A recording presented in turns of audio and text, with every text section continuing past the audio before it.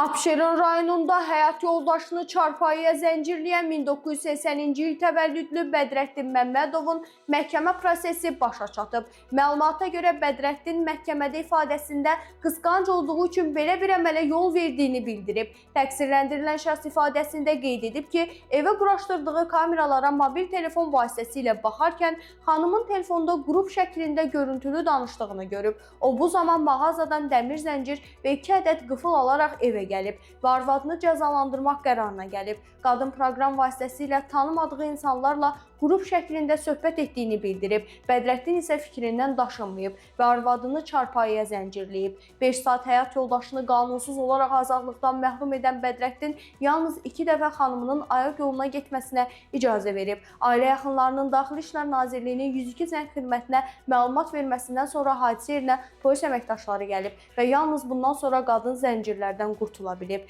Təqsirləndirilən şəxs barəsində isə cinayət işi açılıb. Qadın məhkəmədə ifadəsində bildirib ki, həyat yoldaşı qısqanc olduğu üçün heç kimlə danışmasını, evdən çölə çıxmasını istəməyib. O ərindən şikayətçi olmadığını, onunla barışdığını bildirib. Məhkəmənin qərarına əsasən təqsirləndirilən şəxs barəsində Konstitusiya və Suverenlik ili münasibətilə onun barəsində amnistiya elan edilib və Cinayət Məcəlləsinin müvafiq maddəsi ilə olan cinayət təqibinə və cinayət işinin icraatına xitam verilib.